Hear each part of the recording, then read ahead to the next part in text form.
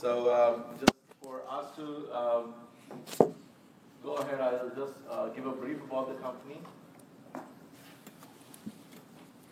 Tech Solutions is a day group company. Day group is our parent body, headquartered in Johannesburg, South Africa. And our presence is in Africa, Middle East, Asia, and now in North America. We specialize specifically in analytics, business intelligence, operational efficiency. And we've been serving utilities industry for the last 15 years. Okay, so let's talk about the utility analytics challenges. Okay, we talked about utilities challenges, but then what are the challenges in the analytics space? We believe defining the end result is one of the biggest challenges. In an analytics environment, you obviously struggle to decide, okay, what are we going to achieve? So that's the first thing. Second thing is obviously the sourcing of the data. Where do you source the data and how do you source it? And the integration methods. What are the various integration methods that are there, and what will be the optimal one for your kind of a challenge? And the modeling methods for the data itself. And the technology trends, obviously, we've seen a lot of technologies talking about the same thing over and over again, and it's difficult to choose from. And obviously the evolution of your solution. So whatever the solution is, to extend it and expand it and to scale it to your needs that are not constant is what we are, what the biggest challenge is. So the solution has to be. So I'll just take a cynical approach to this whole thing. What we're saying here is, so what's wrong with a big bang approach? Why, when I say big bang approach, setting up the whole infrastructure, recruiting a lot of human resources to address your solution, buying the best of the pre-technology, and all that. And then, is that the way to do it? And what's wrong with it? So now, you have a specific need, you dream of a specific result that you wanted to build, and then you define your requirements, you create blueprints, you estimate your costs, you motivate your budgets, you assign your resources, you do all that, but then suddenly the requirement changes. But then you have to continue with what you've been doing because you have been working on it for a while. And you build the thing that you have been dreaming of. And then the requirement obviously changed, so it doesn't meet the requirement. So you go on and redo the whole exercise over and over again. And the next thing is, why not a technology-driven approach? Why not somebody telling you that this is the best technology and buy the complete suite of the product and then use it? But then, what is wrong in it? So, as an industry, you would obviously have A, B, C, D, E, F, G, and H requirements, but then you look for vendors that come with specific product suites. Let's say this particular vendor has got A and a B, but then it doesn't have the rest of it. He has got a smaller D, which obviously meets half of your requirements, not everything. And then he has a K, which you don't really need. Okay? So obviously you now look for another vendor to see if that vendor would give you the right technology. Then you have the second vendor saying he has a C, he has got D, he has got an E, but then he has got an X, which you still don't need. But then at the end of the day, you have two vendors and you have to choose from. So you obviously go for the second one, which is the maximum number of requirements met with the options that you've got. So you go give a tick for him, and then you compromise your requirements. So, but you are not meeting all your requirements at the end of the day. So that's why technology-driven approach is not right. And going forward, why is traditional warehousing not the complete answer? So in a traditional warehousing environment, usually you read your transactional data, you analyze your transactional structures, you model them into dimensional structures, build ETLs to transform the operational data, ETL being extract, transform, and load, store these volumes of data, tune them for the performance, and identify data patterns, and then run analytics calculations, and then eventually present predictions to the industry. Now, people don't have time for this, right? They want to obviously read the transactions and present the predictions immediately. So when they want the data, they want it now. So you have a workflow, a typical workflow in your organization, and you have it well defined, and then you obviously go through each of these steps. So the first step being you've executed an activity, you go to the next activity. Now it comes the place where you have to make a decision. And for making that decision, you have to be informed. And for you to be informed, you can't wait for a traditional warehousing structure that takes all the data into the traditional structures and then give you predictions at the end of the day. You need to send that information, write to your analytics team, execute your calculations, and inform your decision then and there, and then execute it, and that is real time. It has to happen real time. Okay? And then moving forward, why can't the typical IT department service it? You know, what's wrong with a typical IT department? Typical IT departments usually work on a simple structure, like you request something from them, and they service it, and they report back to you. So it is a three-step approach, basically.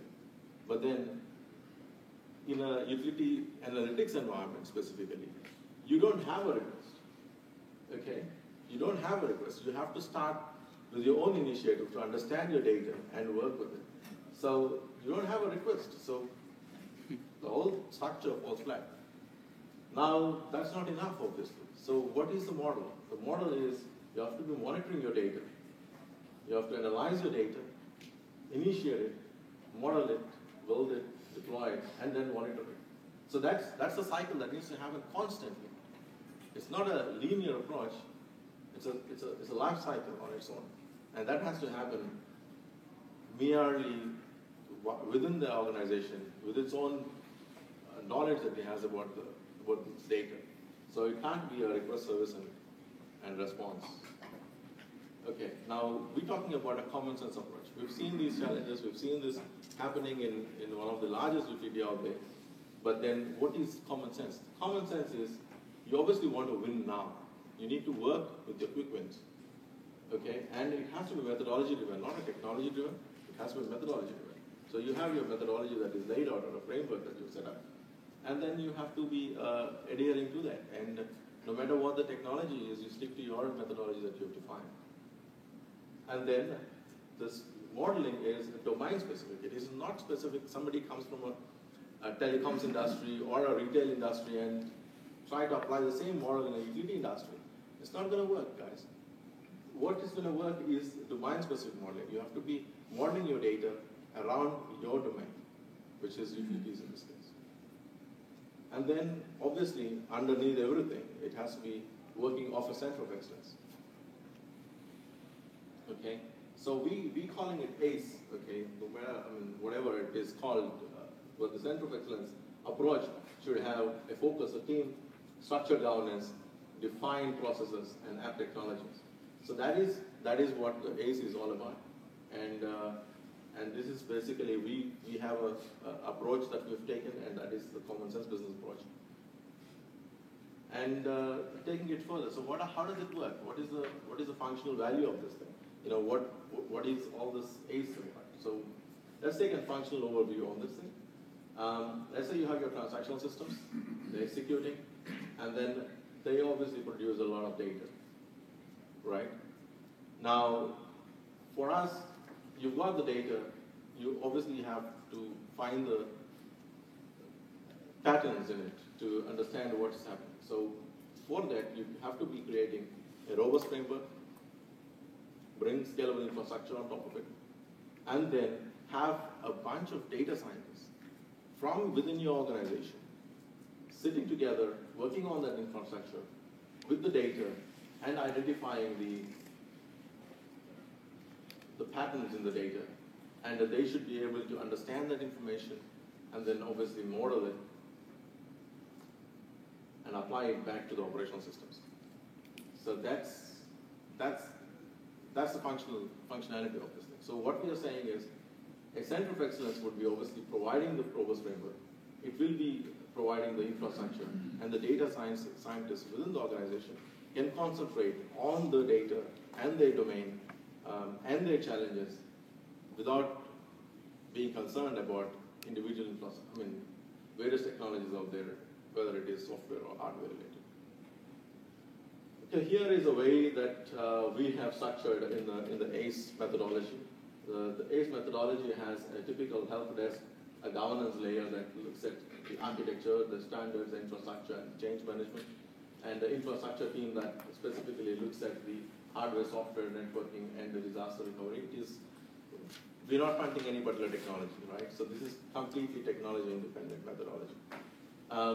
And as you can see, each stream can now focus on requirements analysis, data stewardship, design and development, and support themselves the solution that they're building. And each stream can address each challenge on its own without influencing the other streams. So, depending on the budgets, depending on the challenges and the criticality of this thing, you can have one or more streams like that, okay? And remembering the fact that this is not going to be a traditional or a defined way of doing things. We still need a bit of an innovation in it. So we have a research and innovation stream that constantly looks at new technologies and new methods of doing things, and then implementing it into the life cycle. So this is our team structure. Now, on the architecture overview, what I would like to take is you have a lot of transactional systems. Obviously, all the transactional systems do not talk to each other, so you need a common layer somewhere, right? And what we subscribe to is a common information model, and we have a data hub that we've created. And the data hub, how it functions basically is we've got the, let's say you have an HR system that is integrated into the data hub. So the data pulls into that structure, and now you model the data into the data hub, right? And you use that information using a normal operational reporting engine, whatever that is. I'm still not talking any particular technology in this case. Okay, and then you produce your reports. Now you bring in another system, do the same thing, extend your common information model in the hub, and then build the rest of the reports. And let's say you now add a workflow orchestration engine, whatever the workflow automation engine is. You could use that, and now you can obviously make the systems talk to each other through this hub. So all the data now is basically being stored within a common information model structures in the organization, and you can share information with them through multiple systems, right? And then obviously that would extend your common information model as you extend, and then you have more reporting that can be done. Now moving forward, now you bring in a data warehouse. Okay, all that data warehousing is now you need time series information for your trending and forecasting. So it doesn't become difficult because you're not integrating your data warehouse to any of the systems. You're working through a data hub, which is obviously being driven by your metadata repository, which defines all your metadata. And then you have a simplistic warehouse administration console. And then you bring in the data, snapshot it at the frequency that you want. Because remember, your data hub is event-driven completely. So as the transactions happen in the data hub, you are already having your data with you, and then you can snapshot it as you go along. Okay, and that already starts giving you the information. Now you have business intelligence engine that can sit on top of it, whatever the intelligence engine is, right? And then you take the data from data warehousing into the business intelligence, and then you can do the rest. Okay, I still put in Excel. People don't want to move away from Excel, whichever technologies out there are, so we still have to stick to Excel, right? The important thing, however, is what we believe is, okay, data processed is information, information known is knowledge, but it's not intelligence. Only when you're applying the knowledge, that is intelligence. So, though you have a lot of reporting that you've done for the organization, if you don't apply them into your systems, it's not intelligence. So you apply them back into the systems, which means typically informing your processes, informing your workflows in the operational systems, to be more intelligent, to be more operationally efficient, to produce more intelligent data so that you can still do the cycle. You're not stopping this thing. You're continuously doing this thing to enrich your data